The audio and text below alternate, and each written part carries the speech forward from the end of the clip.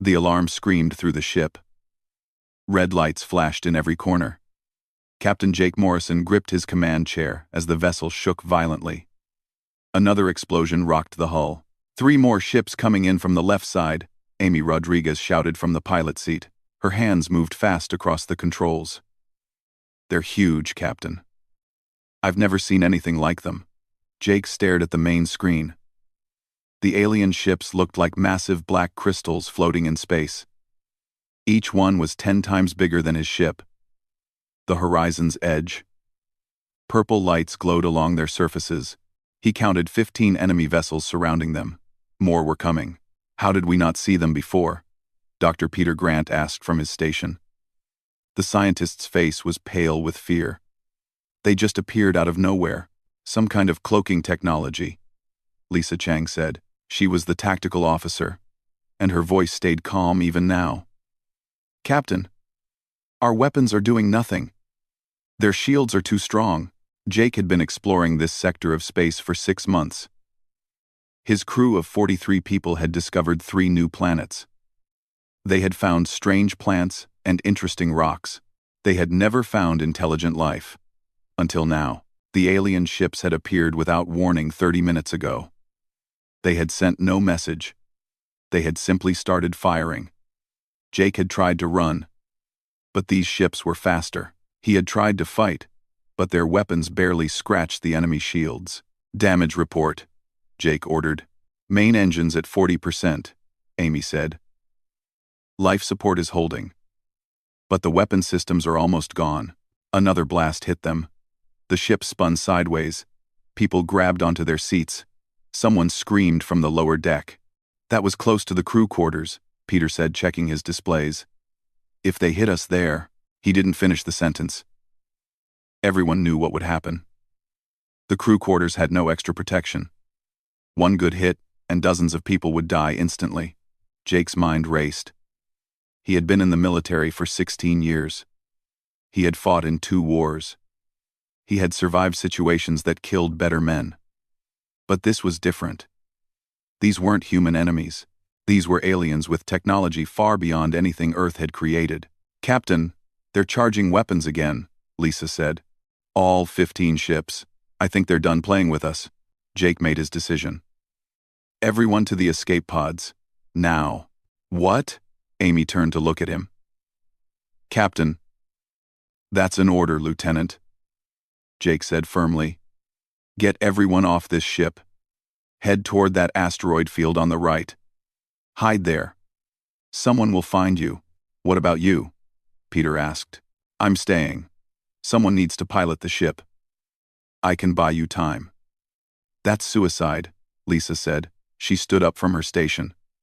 You'll die. Maybe. Jake agreed. But 43 people don't have to die with me. Move. Move. That's an order. The crew looked at each other. They didn't want to leave. But they were trained military personnel. They knew how to follow orders. One by one, they started heading for the escape pod bays. Amy was the last to leave the bridge. She stopped at the door and looked back at Jake. My grandmother told me stories about my great-great-grandfather. He was a soldier too. He stayed behind once to save his unit. Just like you're doing now. Did he survive? Jake asked. No, Amy said quietly. But his unit did. 23 people lived because of him. She saluted. It's been an honor, Captain. Then she was gone. Jake sat alone on the bridge. The ship shook again. He checked the screens. All escape pods had launched. Good. His crew was away. Now he could do what needed to be done. He pushed the engines to full power, even though they were damaged. The ship groaned and shook. He aimed straight at the nearest alien vessel. If he was going to die, he would take one of them with him. The alien ship didn't move. Maybe they thought he was running away. Maybe they didn't think his small ship could hurt them. They were wrong. Jake had loaded every weapon he had left. He had even set the engine core to overload. When he hit that ship, the explosion would be massive. For Earth, he whispered. The distance closed fast.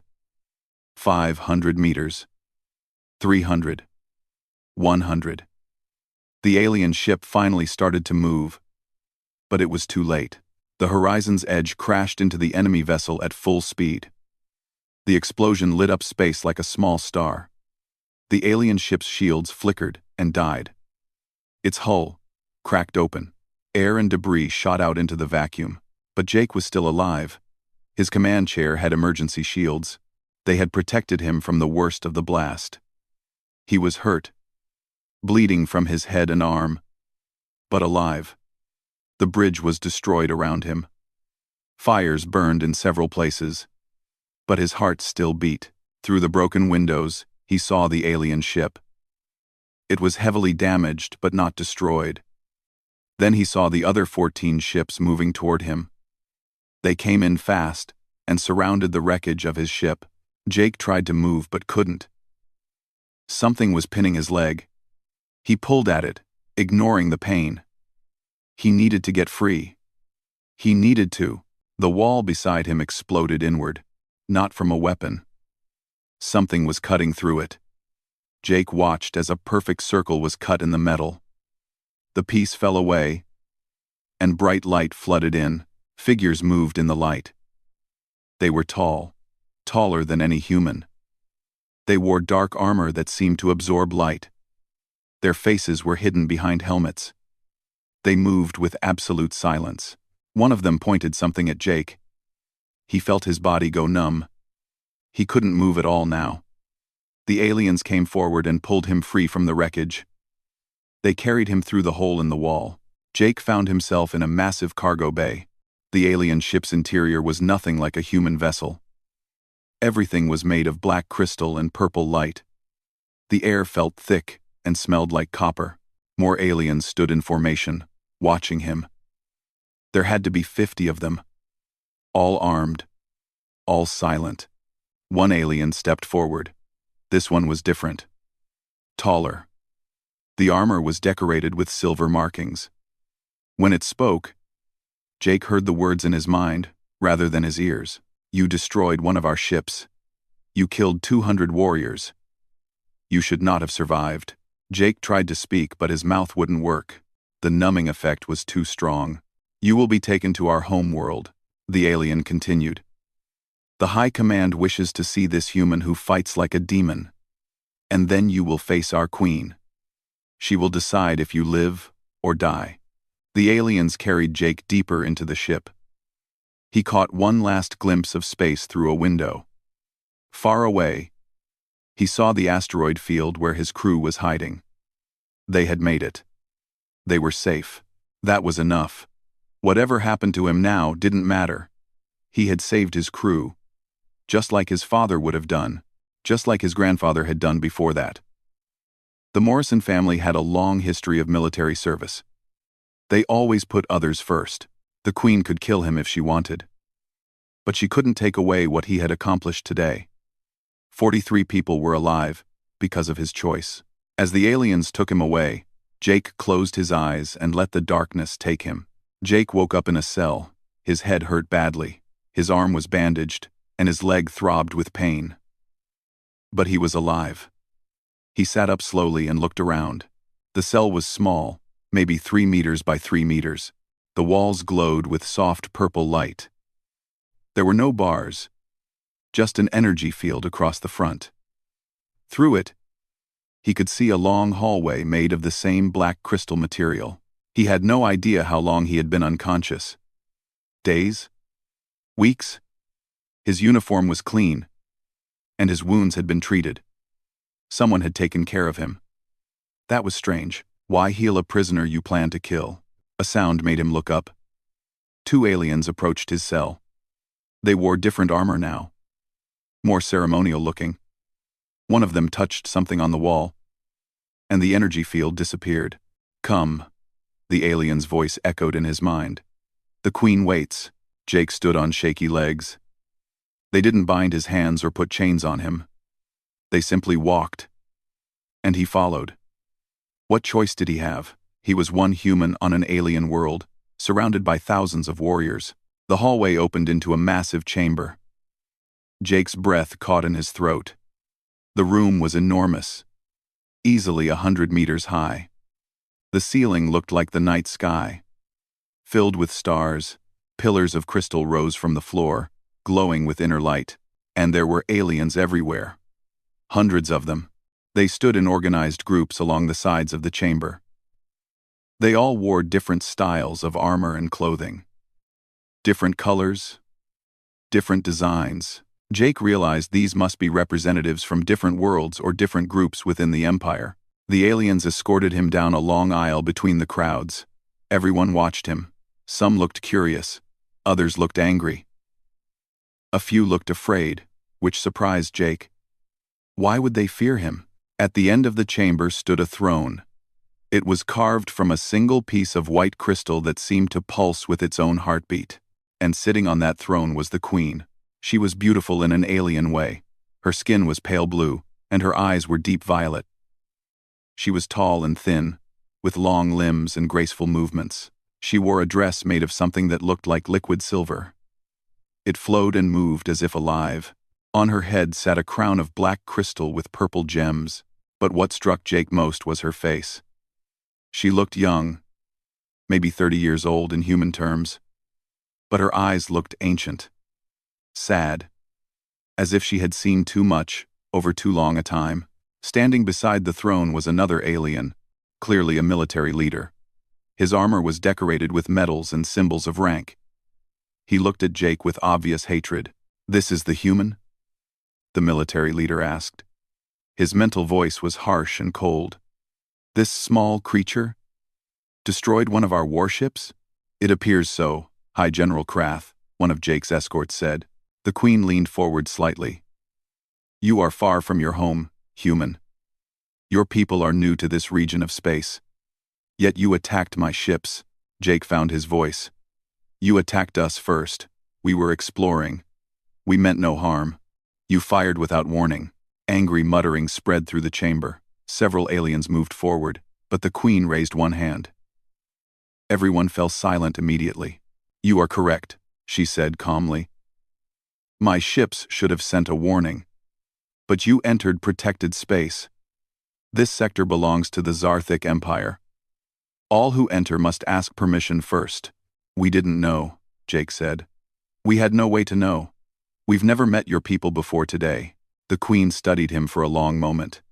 "And yet, when faced with impossible odds, you did not surrender. You destroyed one of my ships and damaged another. You killed 200 of my warriors. You should have died in that explosion. Why did you survive?" "Luck," Jake said simply. "Or maybe fate, I don't know." High General Krath stepped forward. "He should be executed immediately, my queen. He is a threat. His people are clearly aggressive and dangerous." "Are they?" The queen's eyes never left Jake. "Tell me, human, why did you stay on your ship? Why didn't you escape with your crew?" "Because someone had to buy them time," Jake answered. "They had families waiting for them. I'm just one person." It made sense. "Just one person," the queen repeated softly. "You valued their lives more than your own. That's what a captain does," Jake said. "You protect your crew." The queen stood. The entire chamber seemed to hold its breath. She walked down the steps from her throne and crossed the floor toward Jake. She moved like water. Smooth and elegant. She stopped right in front of him. Up close, Jake could see she was even taller than he thought. She stood at least 2 meters tall. But despite her size and obvious power, something in her eyes looked sad. Lonely. "What is your name, human?" she asked quietly. "Captain Jake Morrison." "Morrison," she repeated. "And your family? Who were your ancestors?" Jake found the question strange but answered anyway. "My father was Colonel Henry Morrison. He died in the Mars Colony War. His father was also a soldier. My family has served in the military for generations." "Henry Morrison," the queen whispered. Her violet eyes went wide. Her whole body went rigid. She stared at Jake as if seeing a ghost. "Your father? What was his full name?" "Henry James Morrison," Jake said slowly. "Why? What's wrong?" The queen's hand moved to her neck.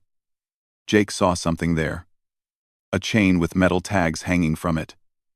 They looked oddly familiar, like the identification tags soldiers wore, but that couldn't be right.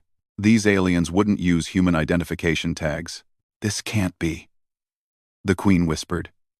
Her voice was barely audible. She looked shaken, truly shaken. The powerful Queen who commanded an empire suddenly looked vulnerable. High General Krath moved closer. "My Queen? What troubles you?" She didn't answer him. She just kept staring at Jake. "How old are you?" 34, Jake said. "And your father?" "When was he born?" 218 years ago, Jake answered, confused. "Why does this matter?" The Queen turned to look at the High General and the assembled crowds. "Everyone leave. Clear the chamber. Now." "But my Queen." Krath started to protest. "Now." Her voice cracked like thunder. Power rolled off her in waves. The temperature in the room dropped. Several aliens stumbled backward. No one argued. The crowd began filing out of the chamber. Krath gave Jake one last hateful look before following the others. Within minutes, the massive room was empty except for Jake and the Queen. The silence was heavy. Jake waited, not knowing what to say or do.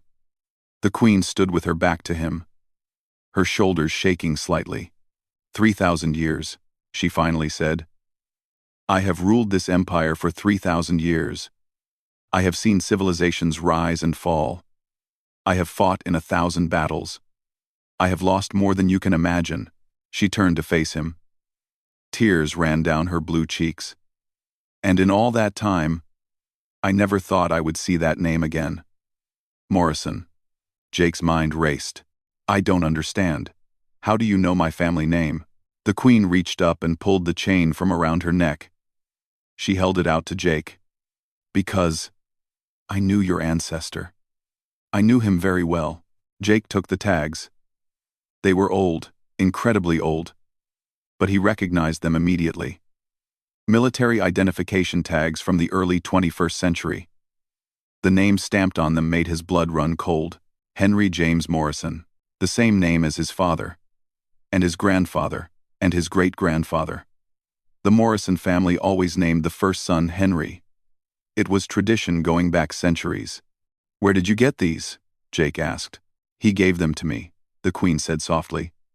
"The night before he died. 3,000 years ago. That's impossible. Humans haven't had space travel for that long. We only left Earth 200 years ago." "I know," the Queen said. "But he wasn't supposed to be here. He fell through something he called a wormhole. Some kind of hole in space and time. His ship was damaged and stranded in my space. He couldn't get home. He couldn't get back to Earth." She walked to a wall and touched it. An image appeared, a hologram. Jake's heart nearly stopped. The figure in the image looked exactly like him. Same height, same build, same face. The man wore an old military flight suit and stood beside a young woman with blue skin and violet eyes.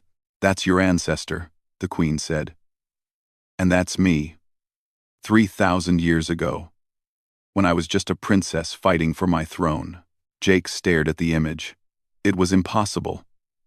But the evidence was right there.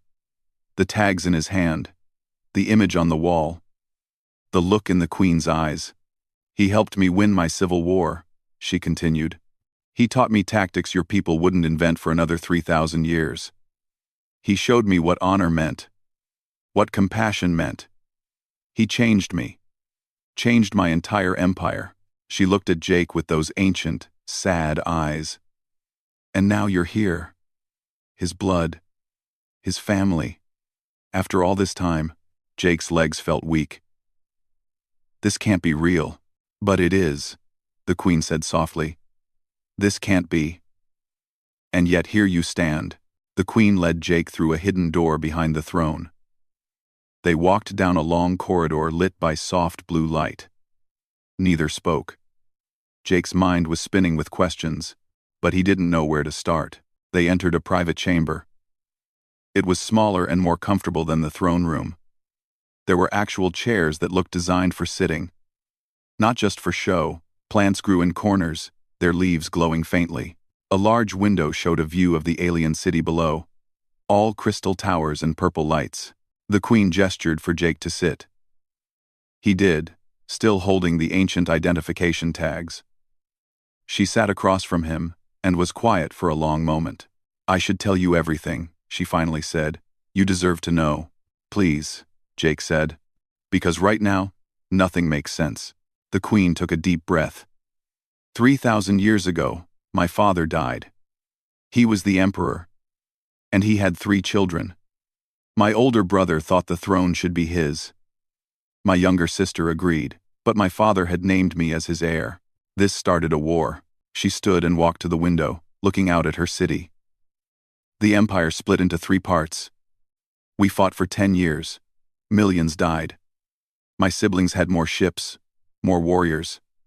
I was losing. I knew that within a year, maybe less, I would be dead and my followers would be executed. That's when he arrived, she continued. Henry Morrison. His small ship appeared in my space. It was damaged, barely holding together. My people wanted to destroy it, but I was curious. I had never seen a ship like that before, so I brought him to my flagship. The Queen turned to look at Jake. He told me his story. He was a fighter pilot from Earth. From a place called California, he had been testing a new engine near something called Jupiter when everything went wrong. There was a flash of light, and suddenly he was here. Thousands of light years from home. Thousands of years in his own future. He couldn't get back? Jake asked. No. His ship's engine was destroyed. Even if we could fix it, we didn't understand how it worked. And the wormhole, or whatever it was, had closed. He was trapped. The Queen sat down again. He could have given up, could have fallen into despair. But that wasn't who he was. Instead, he asked me about my war. He studied my tactics and strategies, and then he showed me something I had never considered. What? Jake leaned forward. That war isn't just about who has the biggest ships or the most warriors, she said. It's about how you use them.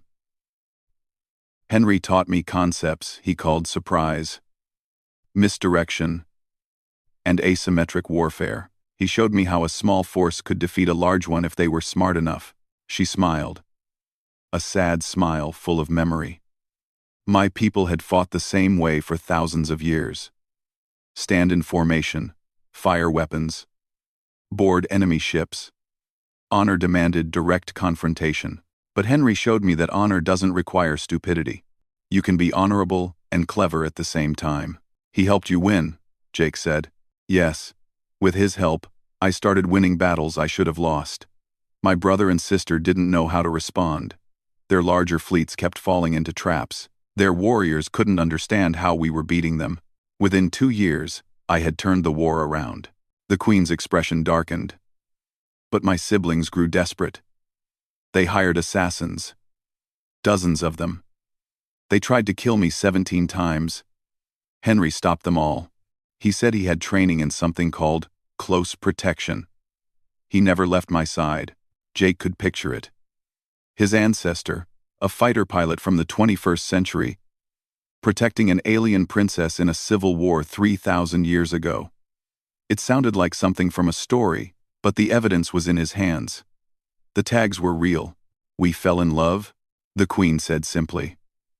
I know that must sound strange. We were from different worlds, different times, but we understood each other. He was alone. Far from home, I was alone, surrounded by people who wanted me dead. We found comfort in each other. She walked to a cabinet and pulled out a small box. Inside was a photograph, somehow preserved perfectly. It showed the same scene as the hologram, but up close, Henry Morrison and young Queen Sarvethia, standing together. Her hand was in his. Both were smiling. The final battle came in the 10th year of the war, she continued. My siblings combined their fleets. They had 600 ships, I had 200. They thought the numbers guaranteed their victory. But you had Henry's tactics, Jake guessed. Yes. We set a trap in a nebula. used the gas clouds to hide our ships. Let them come to us. Then we hit them from all sides at once. It was chaos. Beautiful. Perfect chaos. We were winning. Her voice grew quieter. My brother's flagship tried to ram my ship. A last, desperate move. Henry was on the bridge with me. He saw it coming before anyone else. He pushed me toward the escape pod. The last thing he said to me was, "Live long, Sarvethia. Make it mean something." Tears ran down her face again. Then he sealed the bridge door from the inside. He piloted my ship to intercept my brother's. Both ships exploded. He died instantly. But he saved my life. Saved everyone on my ship. The room was silent except for the quiet sound of the Queen crying. Jake sat still, processing everything. His ancestor had died a hero 3,000 years ago, in a war on the other side of the galaxy, and this alien queen had loved him. After the war, I changed things, the Queen said, wiping her eyes. I made the Empire less brutal, more strategic. I taught our military the lessons Henry had taught me. I established rules for how we treat prisoners and conquered worlds. Henry believed in honor and mercy. I tried to honor his memory by being the kind of leader he thought I could be. The tags, Jake said. Why did he give them to you? He said they were important to human soldiers, a way to identify them if they died. He wanted me to have something of his, something that proved he was real. I've worn them every day for 3,000 years. She looked at Jake with those ancient eyes. And now you're here. You look exactly like him. You fight like him. When you said your name, I thought I was seeing a ghost. For just a moment, I thought maybe he had come back somehow. I'm sorry, Jake said softly. I'm not him. I know. But you're his family. His blood runs in your veins. Everything he was, everything he believed in, it came down through the generations to you. She paused. Tell me, does your family have any stories about him? Any records? Jake thought about it. My father told me our family has always been military. Always served. Always put duty first. He said it was in our blood. Going back as far as anyone could remember, but we don't have records going back that far. Most family history was lost in the Mars Colony War. He would be proud of you, the Queen said. You did exactly what he would have done. Stayed behind to save your crew. Fought impossible odds. He did the same thing when he saved me. Jake looked at the identification tags again. The metal was worn smooth from 3,000 years of wear. His ancestor had touched these, had worn them, had given them to this alien queen before he died, saving her life. Why are you telling me all this? Jake asked. You could have just killed me, or kept me prisoner. Why reveal this secret? The Queen stood and walked to the window again. Because I need your help. The Empire is in trouble. My rule has lasted 3,000 years, but it's fracturing again. Different factions want power. Some want to return to the old ways, the brutal ways. Others want to break away entirely. War is coming, Jake Morrison. Another civil war. She turned to face him. And your people, humanity, you've finally reached the stars. You're in the wrong place at the wrong time. When my empire tears itself apart, Earth will be caught in the middle. Your people have strong spirits, but weak technology. You'll be destroyed. What are you asking? Jake said slowly. I'm asking for what Henry would want. Help me prevent this war. Help me save both our peoples. You have his tactical mind. I can see it in the way you fought. Your crew survived because you thought 3 steps ahead, just like he did. Jake stood and walked to stand beside her at the window. My people don't trust aliens. We've been alone in the galaxy until now. And the first aliens we meet attack us. I know. And I'm sorry for that. My ships should have sent a warning. But Jake, if you don't help me, everyone loses. My empire collapses into chaos. Your people get caught in the war. Millions die on both sides. And if I help you, then maybe we have a chance. The Queen said. Maybe we can build something Henry would be proud of. An alliance between our peoples. Protection for Earth. Technology sharing. Peace. Jake was quiet for a long time. He thought about his crew, hiding in that asteroid field. He thought about Earth, about all the people there, who had no idea aliens even existed. He thought about his father, his grandfather, and all the Morrison men before them who had served and sacrificed. And he thought about his ancestor, Henry Morrison, who had been trapped far from home but still chose to help, who had loved an alien queen and changed an empire, who had died saving lives. I need to talk to my crew first, Jake finally said. And I need to contact Earth. My people deserve to know what's happening. The Queen nodded. Of course. I'll have your crew brought here safely. And we'll open communication with Earth. But Jake, there's something you should know. My enemies know you're here. They know a human destroyed one of our ships. They see you as a threat. Let me guess, Jake said. They'll try to kill me. Yes. And soon. High General Krath is loyal to me. But many others are not. They'll see any alliance with humans as weakness. They'll move against us both. Jake looked at the identification tags one more time, then handed them back to the Queen. Keep these. They're yours. He gave them to you. Thank you, she whispered. But I'll earn my own, Jake said. If I'm going to do this, I do it as myself, not as Henry's ghost. Deal? The Queen smiled, really smiled, for the first time since they'd met. Deal. Outside the window, the alien sun was setting, painting the crystal city in shades of purple and gold. Jake knew his life had just changed forever. Whatever happened next, nothing would ever be the same. But maybe that wasn't a bad thing. Maybe this was exactly where he was meant to be. 2 days later, Jake stood in a communication room watching a screen. His crew sat behind him. Amy, Peter, and Lisa had been brought to the palace safely. Just as the Queen promised, they were confused but alive. On the screen, Admiral Karen Foster's face looked stern. She was the head of Earth's military forces. Next to her was President Stephen Blake, the leader of Earth's government. Both looked shocked by what Jake had just told them. Let me understand this correctly, Admiral Foster said. You're on an alien planet, with an alien queen.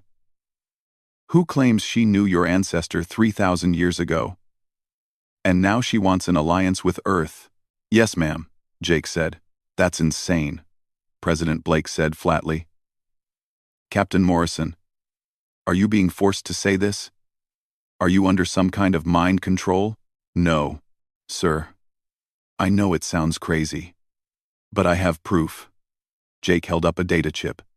The Queen gave me historical records, battle plans in my ancestor's handwriting, DNA analysis showing I'm related to him. It's all real. Peter stepped forward. Mr. President, I've analyzed the technology here. These aliens are centuries ahead of us, maybe thousands of years ahead. If they wanted to destroy Earth, they could do it easily. Then why don't they? Admiral Foster asked suspiciously. Because the Queen wants peace, Jake said. But there's a problem. Her empire is fracturing. Multiple factions want control. Some want war. If she falls, Earth becomes a target for the wrong people. Lisa added, We've been studying their political situation. It's complicated. The Queen has ruled for a long time, but her power is weakening. Several military leaders want to take over. They see humans as weak and want to conquer us. President Blake rubbed his face tiredly. So, our options are: make an alliance with this Queen and hope she stays in power, or wait for her enemies to take over and definitely attack us. That's about right, Jake said. What does she want in exchange for protecting Earth? Admiral Foster asked. Military advisors, Jake answered. She wants humans to train her forces in our tactics. She believes human creativity and adaptability can give her an edge. You mean she wants to learn how to fight like us so she can use it against her enemies? The Admiral said. Yes. But that also means Earth gets access to their technology, their weapons, their ships, Their medicine. The trade benefits both sides. Earth, Amy spoke up. I've seen their fighters. I've studied their tactics. They're powerful but predictable. They've been fighting the same way for thousands of years. We could really help them. And what we'd learn in return could advance Earth by centuries. The President and Admiral looked at each other. They had a silent conversation with just their eyes. Finally, President Blake sighed. Captain Morrison, I'm going to be honest with you. We're scared. Humanity just learned we're not alone. Our first contact was an attack. Now you're asking us to trust these aliens with our military knowledge. That's a huge risk. I know, sir. But doing nothing is a bigger risk. Give us time to think, Admiral Foster said. We need to discuss this with the World Council. This isn't a decision one person can make. How much time? Jake asked. The Queen's enemies know I'm here. They're planning something. I can feel it. 48 hours, President Blake said. We'll have an answer by then. The screen went dark. Jake turned to face his crew. They all looked worried. What do you think? He asked them. I think we're in the middle of something big, Peter said. Something that will change everything. But I also think the Queen is telling the truth. I've seen no evidence of deception. The technology here is incredible, Amy added. If we could bring even a fraction of it back to Earth, it would change our entire civilization. Lisa was quiet for a moment. Then she said, I've been a soldier for 12 years. I know how to read people, even alien people. The Queen is genuinely scared. She's trying to prevent a war, but High General Krath and others like him, they want blood. They see us as insects to be crushed. So we need to prove we're not insects, Jake said. We need to show them humans are worth respecting. How? Amy asked. Before Jake could answer, alarms started screaming. Red lights flashed throughout the palace. The door burst open, and a Zarthic guard rushed in. Attack! The guards said in their minds. The palace is under attack. The rebel faction has sent assassins. They're targeting the Queen. And you. Jake's military training kicked in immediately. How many? Unknown. They're using stealth technology. But at least 50 breached the outer walls. Where's the Queen? In her throne room. She's protected by her royal guard. How good is her royal guard? Lisa asked. The Zarthic guard hesitated. They are traditional, trained in honorable combat. These assassins do not fight with honor. The assassins do not fight with honor. Jake understood immediately. The royal guards were trained to fight other warriors in fair combat. Assassins used tricks, traps, and dirty tactics. It was the same problem the Queen had faced in her civil war 3,000 years ago. Traditional thinking versus creative warfare. We need to get to her, Jake said. Can you guide us? You are prisoners. You should hide. We're not hiding, Jake said firmly. Take us to the throne room. The guard looked uncertain but nodded. They ran through the palace halls. Other guards ran past them, heading toward sounds of fighting. Explosions echoed from somewhere above. They're inside the walls, Peter said. How did they get past the shields? Inside help, Lisa said. Someone on the inside let them in. They reached a large hallway that led to the throne room. Bodies lay on the floor. Zarthic guards, all dead. The assassins were good. Amy picked up a fallen guard's weapon. It was heavy and oddly shaped, but she figured out the trigger mechanism quickly. How does this work? Point and fire, the guard said. But it's keyed to Zarthic biology. It might not work for you. Amy aimed at a wall and pulled the trigger. Purple energy shot out and hit the crystal, leaving a burn mark. Works fine for me. They all grabbed weapons. Jake took a rifle. Peter took a smaller pistol. Lisa grabbed 2 weapons, one for each hand. The doors to the throne room were ahead. They could hear fighting inside. The sound of energy weapons, shouting. Something exploded, shaking the walls. Ready? Jake asked his crew. They nodded. They'd been through worse together. They were trained soldiers. They could do this. Jake kicked open the door. The throne room was chaos. 20 royal guards fought against 30 assassins. The guards were losing. They stood in formation, fighting honorably. The assassins used no formation at all. They attacked from shadows, from behind pillars, from above. They fought like ghosts. The queen stood near her throne, protected by her last 5 guards. High General Krath was with her, fighting with 2 swords. He was good, Jake had to admit, very good, but even he was being pushed back. An assassin spotted Jake and his crew. He aimed a weapon at them. Jake dove sideways, pulling Amy with him. The energy blast hit where they'd been standing a second before. "Split up," Jake shouted. "Don't give them easy targets." His crew scattered. They'd practiced this 100 times in training. Spread out. Keep moving. Never stay still. It was basic human tactics. But to the Zarthik, it looked like chaos. Peter ran left, shooting as he went. His aim was terrible, but that didn't matter. He was making the assassins react to him. Lisa ran right, doing the same. Amy stayed low, moving between pillars. And Jake ran straight forward. An assassin jumped down from above, trying to land on him. Jake rolled, came up, and fired 3 shots. The assassin fell. Another came from the side. Jake didn't even look. He just stepped backward at the last second. The assassin's blade cut through empty air. Jake spun and kicked him in the knee. The assassin went down. Jake shot him. The royal guards stared. They'd never seen anyone fight like this. No honor. No formation.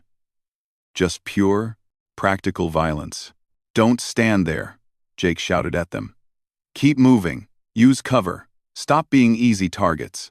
Some of the guards listened. They broke formation and started moving. Suddenly they were harder to hit. The assassins couldn't predict where they'd be. Jake reached the queen. 3 assassins stood between him and her. They all aimed weapons at him. He was going to die. Then Amy shot one from the side. Peter shot another from behind. The third turned to face this new threat. Jake shot him in the back. "You came," the queen said. She looked surprised. "Of course we came," Jake said. "That's what humans do. We protect our friends." "Friends?" High General Krath looked shocked. "You barely know us." "Doesn't matter," Lisa said, reaching them. "You're in trouble. We help people in trouble." More assassins poured into the room. They were coming in waves now. At least 60 of them. The royal guards were down to 15. Jake's crew had 4 people. They were completely outnumbered. "This is suicide," Krath said. "We should retreat." "No," Jake said. "We make our stand here." He looked at the queen. "Trust me. I have an idea." "What idea?" she asked. "Do you have control of the palace systems? Lights, doors, environment controls?" "Yes, but give me access. Right now." The queen pulled out a small device and pressed buttons on it. "Done. But what are you planning?" Jake smiled. It wasn't a nice smile. "I'm going to show these assassins why you don't attack humans in an enclosed space. Everyone, fall back to the throne. Form a circle around the queen. When I give the signal, close your eyes." They did as he said. The assassins advanced slowly, confident now. They had numbers. They had weapons. They had the advantage. Jake accessed the palace controls through the device. He found what he was looking for. "This is going to be uncomfortable," he warned. Then he cut all the lights in the throne room. Complete darkness fell. The assassins stopped, confused. Their night vision would kick in soon. Jake had maybe 3 seconds. He activated the emergency oxygen vents. Pure oxygen flooded into the room. Then he maxed out all the heating elements in the floor. The temperature started rising fast. "Now," Jake shouted. Everyone hit the floor. They all dropped. Jake fired his weapon straight up at the ceiling crystals. The superheated crystals, now surrounded by oxygen-rich air, ignited like bombs. The entire ceiling became a wall of flame. The assassins screamed. They scattered, running for exits. But Jake had locked all the doors remotely. They were trapped in a burning room with limited oxygen, and nowhere to go. "Lights," Jake said. The lights came back on. The fire had already burned out. The crystals had absorbed most of the heat. But the assassins were gone. Either burned or fled through secret passages. The immediate threat was over. Jake's crew stood up slowly. The royal guards stared at them. High General Krath looked at Jake like he was a demon. The Queen stood and walked to Jake. "That was dirty fighting," Jake finished. "No honor. No rules. Just winning." He looked around at all the Zarthik. "That's how humans fight. We use everything. The environment, technology, surprise. We don't care about fighting fair. We care about surviving." The Queen smiled. Henry would be proud. The attack changed everything. Within hours, the story spread through the Empire. 4 humans had helped defend the Queen using tactics no one had ever seen before. They had turned the palace itself into a weapon. They had defeated 60 trained assassins with just quick thinking and creativity. Jake sat in the medical bay while a Zarthik doctor treated his burns. They were minor, but they hurt. Amy sat next to him, her arm bandaged. Peter had a cut on his head. Lisa was the only one who escaped without injury, and she never stopped moving around the room, checking corners and exits. "You can relax," Jake told her. "The palace is secure now." "Maybe," Lisa said, "but I'm not taking chances. Someone on the inside helped those assassins. That person is still here." She was right. That worried Jake too. Traitors were harder to fight than outside enemies. The Queen entered the medical bay with High General Krath behind her. Both looked tired. The battle had lasted only 20 minutes, but it felt like hours. "How are your people?" the Queen asked. "We'll live," Jake said. "How many did you lose?" 32 guards, plus 17 servants who were in the wrong place." Her voice was heavy with sadness. "And we still don't know who betrayed us." Krath stepped forward. "We're investigating, but I wanted to speak with you, human." He looked at Jake with an expression that was hard to read. "I owe you an apology. I thought your kind were weak, primitive. I was wrong." Jake stood up despite the pain. "You weren't entirely wrong. We are primitive compared to you. Our technology is hundreds of years behind. But we survive by being adaptable, by thinking differently." "You turned our own palace into a weapon," Krath said. "I've been a warrior for 800 years. I've never seen anything like that." "It's called environmental warfare," Peter explained. "Humans do it all the time. We're not the strongest species on Earth. We're not the fastest or the toughest. But we're smart. We use tools. We use our environment. That's how we survived." Krath looked at the Queen. "My Queen, I have changed my mind. An alliance with these humans could be valuable. Very valuable." The Queen smiled slightly. "I'm glad you see it that way, General. Because I've made a decision." She looked at Jake. "I want to offer Earth a formal alliance. Protection, technology exchange, and mutual defense. But I need you to train my officers. Teach them how to think like humans." "That's a big request," Jake said carefully. "My people are still deciding if they trust you." "I know. But perhaps this will help." The Queen pulled out a data tablet and showed it to Jake. "I've prepared a treaty. It gives Earth protector status within my empire. No Zarthik ship can attack Earth without facing my entire fleet. In exchange, Earth sends military advisors to help train my forces." Jake read through the treaty. It was fair, surprisingly fair. Earth would maintain its independence. Human space would be respected. The technology exchange would be gradual, not forced. And there was a clause that either side could end the treaty with 1 year's notice. "This is generous," Jake said. "Because I'm desperate," the Queen admitted. "Without new tactics, I will lose the coming civil war. My enemies are many and powerful. They have ships and warriors. I need something they don't have. I need the human advantage, Amy spoke up. What happens to us if Earth says no? Gong.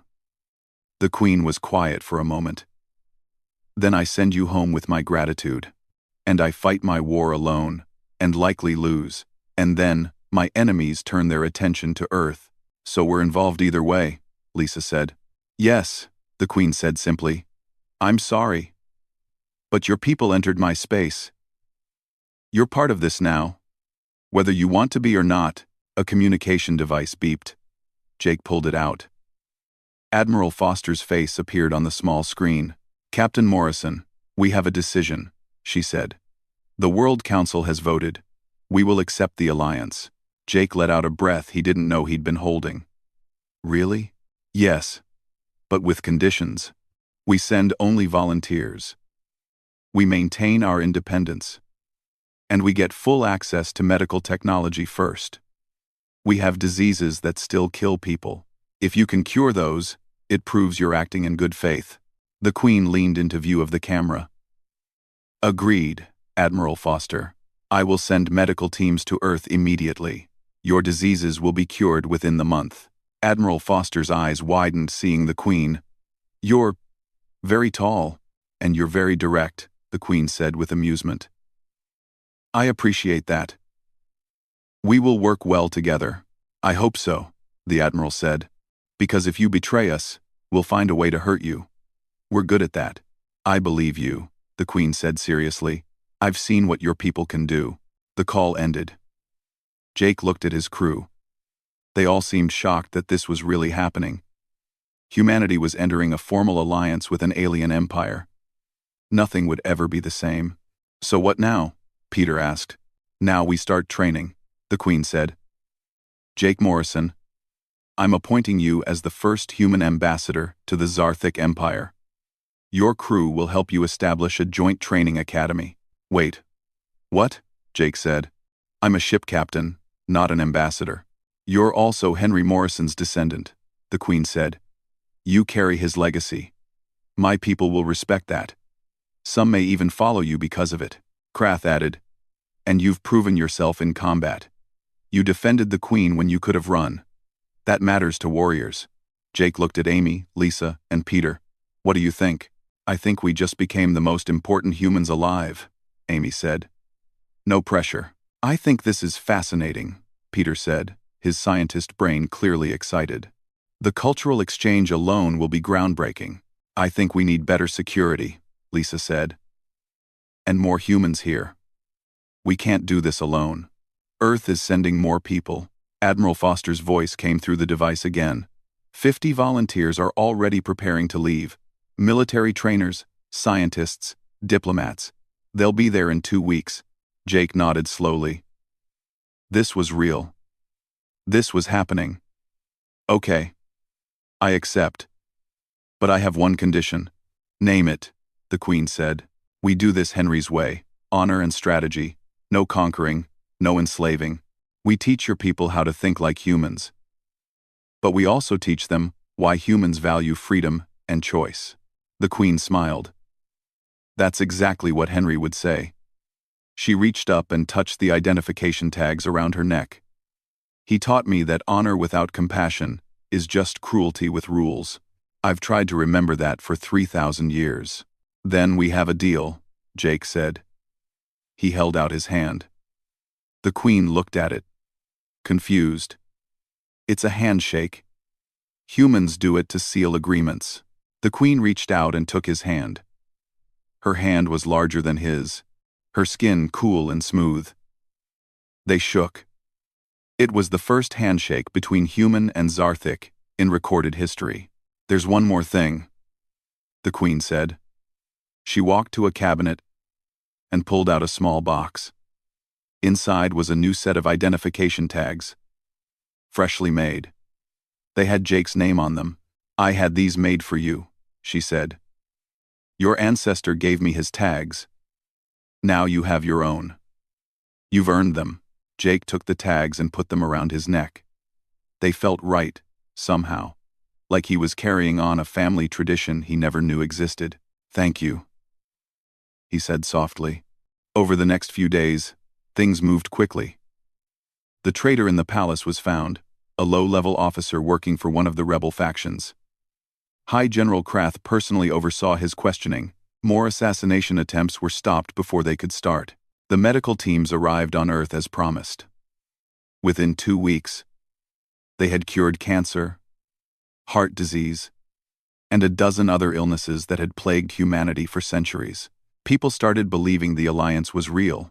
The first group of human trainers arrived at the palace.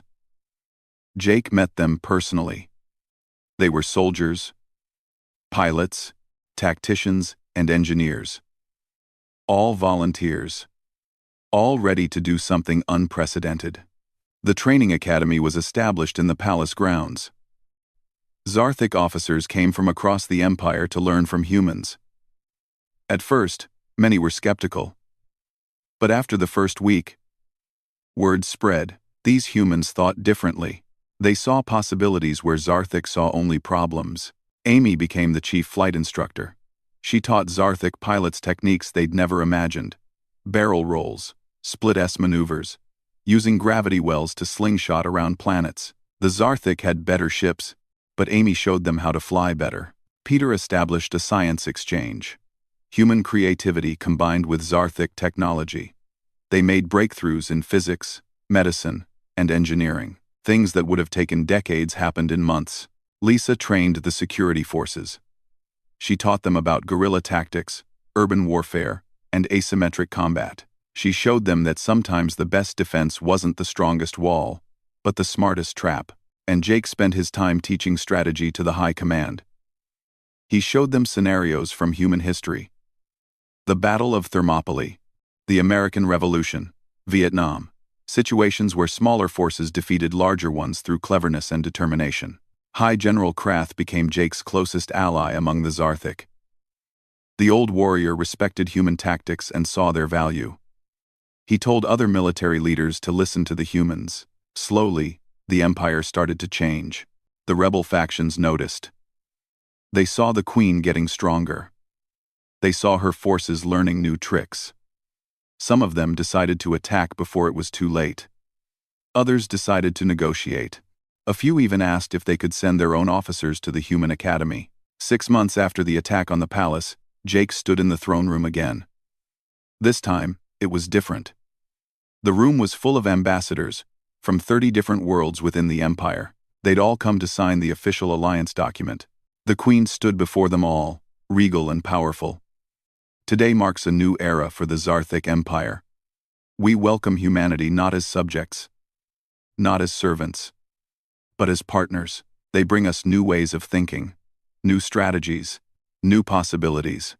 She looked at Jake. 3,000 years ago, a human helped save my life and shape my empire. Today, his descendant helps save my empire again. Perhaps this is fate. Perhaps it's coincidence. Either way, I'm grateful. Jake stepped forward. He'd prepared a speech, but suddenly it didn't feel right. Instead, he just spoke from the heart. Humans have a saying: we're stronger together. For all our history, we've survived by helping each other, by combining different ideas and different skills. Now we do the same with you. We're different species from different worlds, but we can be stronger together. The ambassadors signed the alliance document one by one. When it was done, everyone in the room knew the galaxy had changed forever. That night, Jake stood on a balcony overlooking the Crystal City. Earth was visible in the night sky. Just a tiny blue dot, light years away. But for the first time, it didn't feel so far away. The Queen joined him on the balcony. She was quiet for a while, just looking at the stars. "Do you think he would approve?" she finally asked. "Henry, do you think he'd be happy with what we're doing?" Jake thought about it. He thought about all the family stories. About Morrison men who served, who sacrificed, who believed in doing the right thing, even when it was hard. "Yes," he said. "I think he'd be proud. Of both of us. I think he'd be proud. Of both of us." The Queen smiled and touched the old identification tags around her neck. "Good. Because I've spent 3,000 years trying to make him proud. You succeeded, Jake said simply. They stood together in comfortable silence, watching the stars. Somewhere out there, the future was waiting. It would have challenges. There would be more fights, more difficult choices, but humans and Zarthik would face it together. Jake touched his own identification tags. He was Captain Jake Morrison, human ambassador, descendant of a man who changed history. He had big shoes to fill, but he was ready. Because that's what Morrison men did. They stepped up when needed. They protected others. They made the hard choices. And now, after 3,000 years, the circle was complete. The son had found his way to the place where his ancestor had once stood. Different time, different circumstances. Same choice to help, same choice to serve. The galaxy was big and dangerous, but humanity had proven something important. They belonged here. Not because they had the best technology or the biggest ships, but because they had something else. Creativity, adaptability, the refusal to give up. Those were the human advantages. And now they would share them with the stars. Jake looked up at the alien sky and smiled.